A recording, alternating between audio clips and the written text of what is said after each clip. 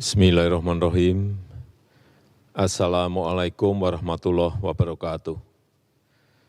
Selamat sore, salam sejahtera bagi kita semuanya. Om Swastiastu, Namo Buddhaya, salam kebajikan. Bapak, Ibu, dan saudara-saudara sebangsa dan setanah air, penyebaran COVID-19 telah benar-benar memperlambat perekonomian dunia, termasuk perekonomian di negara kita Indonesia. 186 negara telah terpapar virus corona. Pemerintah terus bekerja keras untuk mengantisipasi hal ini, untuk mempertahankan daya beli masyarakat, untuk mengurangi risiko PHK, dan mempertahankan produktivitas ekonomi, produktivitas masyarakat di seluruh wilayah tanah air Indonesia. Pada kesempatan ini, saya hanya akan berfokus pada kebijakan bantuan-bantuan yang disediakan oleh pemerintah, langsung kepada masyarakat untuk mempertahankan daya beli masyarakat. Pertama, saya telah perintahkan kepada semua menteri, gubernur, bupati, dan wali kota agar memangkas rencana belanja yang tidak prioritas di APBN maupun di APBD. Anggaran perjalanan dinas, pertemuan-pertemuan yang tidak perlu, dan belanja-belanja lain yang tidak langsung dirasakan oleh masyarakat harus dipangkas. Kedua, kementerian dan lembaga di pusat, serta juga pemerintah daerah, provinsi, kabupaten, dan kota harus melakukan refocusing kegiatan dan melakukan realokasi anggaran untuk mempercepat penanganan COVID-19, baik yang terkait dengan isu-isu kesehatan maupun yang terkait dengan isu-isu ekonomi. Landasan hukumnya sudah jelas. Hari Jumat yang lalu, tanggal 20 Maret 2020, telah saya tanda tangani Inpres nomor 4 tahun 2020. Selain memerintahkan refocusing kegiatan dan relokasi anggaran, Inpres ini juga memerintahkan untuk percepatan pelaksanaan pengadaan barang dan jasa untuk mendukung percepatan penanganan COVID-19.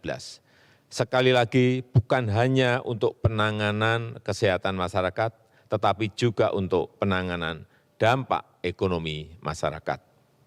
Yang ketiga, saya minta kepada kementerian dan lembaga dan juga pemerintah daerah, provinsi, kabupaten, dan kota, agar selain menangani isu kesehatan masyarakat, kita juga harus menjamin ketersediaan bahan pokok dan mempertahankan daya beli masyarakat, utamanya masyarakat lapisan bawah. Kita harus membantu para buruh, membantu para pekerja harian, membantu para petani, membantu para nelayan, membantu para pelaku usaha mikro dan kecil agar daya belinya tetap terjaga, agar terus beraktivitas dan berproduksi. Keempat, saya telah perintahkan agar program padat karya tunai, sekali lagi, program padat karya tunai harus diperbanyak, harus dilipat gandakan dengan tetap mengikuti protokol kesehatan untuk pencegahan dan penularan COVID-19, yaitu dalam bekerja harus menjaga jarak yang aman. Program padat karya tunai di beberapa kementerian seperti Kementerian PUPR, Kementerian Perhubungan, Kementerian Pertanian, Kementerian KKP harus segera dieksekusi. Dana desa dan program-program pemerintah daerah, provinsi, kabupaten, dan kota juga harus mengutamakan cara-cara padat karya. Ini akan membantu masyarakat, membantu para petani, para buruh tani, para nelayan di pedesaan di seluruh tanah air. Sekali lagi, dengan tetap mengikuti protokol kesehatan, yaitu dalam bekerja harus menjaga jarak yang aman. Kelima, kepada penerima kartu sembako, pemerintah memberikan tambahan sebesar 50.000 per keluarga penerima, sehingga menjadi 200.000 per keluarga penerima yang akan diberikan selama 6 bulan. Anggaran yang dialokasikan adalah sebesar 4,56 triliun rupiah. Yang keenam, kepada calon penerima kartu prakerja, pemerintah akan mempercepat implementasi kartu prakerja, sekaligus untuk mengantisipasi para pekerja yang terkena PHK, para pekerja harian yang kehilangan penghasilan, para pengusaha mikro yang kehilangan pasar dan omset, agar dapat meningkatkan kompetensi dan kualitas SDM-nya. Alokasi anggaran yang disediakan di dalam kartu prakerja ini adalah sebesar 10 triliun. Sehingga nanti setiap peserta kartu prakerja akan diberikan honor insentif 1 juta per bulan selama 3 sampai 4 bulan. Yang ketujuh, untuk membantu daya beli pekerja di sektor industri pengolahan, pemerintah akan membayar PPh pasal 21 yang selama ini dibayar sendiri oleh para pekerja, dalam rangka memberikan tambahan penghasilan kepada pekerja di industri pengolahan. Alokasi anggaran yang disediakan sebesar 8,6 triliun rupiah. Kedelapan, kepada para pelaku UMKM, OJK, Otoritas Jasa Keuangan, akan memberikan relaksasi kredit UMKM untuk nilai kredit di bawah 10 miliar untuk tujuan usaha, baik itu kredit yang diberikan oleh perbankan maupun oleh industri keuangan non-bank. Asalkan digunakan untuk usaha, akan diberikan penurunan bunga dan penundaan cicilan sampai 1 tahun. Oleh karena itu, kepada tukang ojek, kepada supir taksi yang sedang kredit kendaraan bermotor dan kredit mobil, nelayan yang sedang kredit perahu tidak perlu khawatir, pembayaran bunga dan angsuran diberikan kelonggaran 1 tahun. Dan pihak perbankan maupun industri keuangan non-bank dilarang mengejar-ngejar angsuran, apalagi menggunakan jasa penagihan atau debt collector. Itu dilarang, dan saya minta kepolisian mencatat hal ini. Kesembilan, kepada masyarakat berpenghasilan rendah yang sedang melakukan kredit kepemilikan rumah bersubsidi, pemerintah juga memberikan 2 stimulus, yaitu pemerintah memberikan subsidi selisih bunga selama 10 tahun. Jika bunga di atas 5%, maka selisih besaran bunganya akan dibayar pemerintah. Pemerintah juga memberikan subsidi bantuan uang muka bagi yang akan mengambil kredit rumah bersubsidi. Anggaran yang disiapkan 1,5 triliun rupiah. Saya mengajak seluruh jajaran pemerintah, baik di pusat maupun di daerah, sampai ke level kelurahan dan desa, untuk selalu tanggap terhadap situasi kesehatan dan kondisi ekonomi masyarakat. Kita harus kerja keras, kita harus bersatu dan bergotong royong menghadapi tantangan ini. Terakhir, saya juga mengapresiasi gerakan masyarakat yang telah turut mensosialisasikan, memasyarakatkan physical distancing atau jaga jarak aman, yang terus mengingatkan kita semuanya untuk berdisiplin. Karena hanya dengan kedisiplinan yang kuat, kita dapat mencegah penyebaran COVID-19.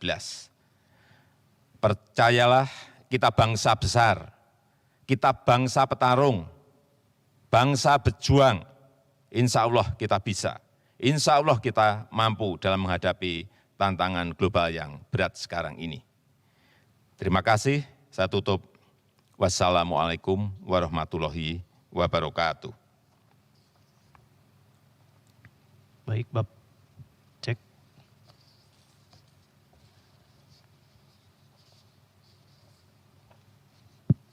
Baik, selamat sore Pak. Ada beberapa pertanyaan dari jurnalis. Yang pertama saya bacakan dari Hani dari LKBN Antara. Pertanyaannya, apakah anggota DPR dan keluarganya perlu melakukan rapid test COVID-19? Tadi pagi saya telah memerintahkan kepada Menteri Kesehatan untuk rapid test yang diprioritaskan adalah dokter dan tenaga medis serta keluarganya terlebih dahulu. Dan juga para ODP dan PDP serta keluarganya. Ini yang harus didahulukan. Baik, yang kedua dari Muslih dari Radio El Sinta, apa kebijakan Bapak Presiden terhadap rumah sakit yang masih kekurangan APD? Kemarin sudah saya sampaikan bahwa APD telah kita distribusikan sebanyak 105.000 APD. Ini saya bacakan. Dikirim kepada Provinsi DKI 40.000. Dikirim ke Provinsi Jawa Barat 15.000. Provinsi Jawa Tengah 10.000. Provinsi Jawa Timur 10.000. Provinsi Daerah Istimewa Yogyakarta 1.000. Provinsi Bali 4.000.